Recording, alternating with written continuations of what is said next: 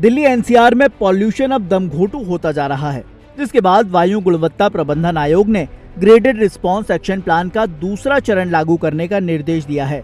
इसके तहत अधिकारियों को ऐसे कदम उठाने के आदेश दिए गए हैं जिससे वायु प्रदूषण पर रोक लगाई जा सके। इसके अलावा डीजल जनरेटर पर भी रोक लगाने का आदेश है। ग्रेड 2 आज यानी कि 22 अक्टूबर से लागू हो गया है। दरअसल हर साल सर्दियों का मौसम आने के साथ ही दिल्ली एनसीआर में प्रदूषण बढ़ने लगता है और वायु गुणवत्ता खराब हो जाती है। बीते दिन सोमवार को दिल्ली का दिन भर का औसत AQI 300 के लगभग रहा। इसके बाद शाम को 4 बजे AQI 310 पहुंच गया। मौसम विभाग का अनुमान है कि AQI अभी 300 से 400 के बीच ही रहेगा, जो बहुत खराब कैटेगरी में आता है। इससे पहले ग्रेड का पहला चरण 14 अक्टूबर को लागू कर दिया गया था। पॉल्यूशन के लेवल को देखते हुए CAQM ने कुछ निर्देश दिए हैं, जिसके तहत प्रशासन को सड़कों पर पानी का छिड़काव करने को कहा गया है। कहा यह भी गया है कि सुनिश्चित किया जाए कि जहां धूल ज्यादा उड़ती हो, जहां ज्यादा ट्रैफिक लगता हो, कूड़ा घरों के आसपास पानी का छिड़काव हो, ताकि धूल के कणों को हवा में जाने से रोका जा सके।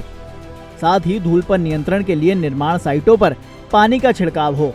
पार्किंग फीस बढ़ाने को भी कहा गया है, ताकि लोग सार्वजनिक वाहनों का ज्यादा प्रयोग करें। दिल्ली मेट्रो को भी फेरों की गिनती को बढ़ाने को कहा गया है। CAQM ने प्रशासन को निर्देश देते हुए ये भी कहा कि औद्योगिक इकाइयों और सोसाइटियों में डीजल जनरेटर का प्रयोग न हो। साथ ही लोगों को निजी वाहनों की जगह सार्वजनिक वाहनों का प्रयोग करने के लिए प्रोत्साहित किया जाए। सर्दियों में सुरक्षा कर्मियों को भी खुले में आग जलाने की जगह बिजली का हीटर दिए जाने का निर्देश दिया गया है। दिल्ली एनसीआर में वायु गुणवत्ता के आधार पर ग्रेड को 4 चरणों में बांटा गया है।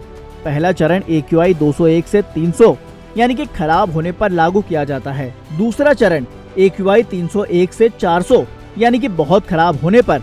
इसी तरह से तीसरा चरण AQI 401 से 450 यानी कि गंभीर होने पर, और चौथा चरण AQI के 450 से ज्यादा होने पर लागू किया जाता है।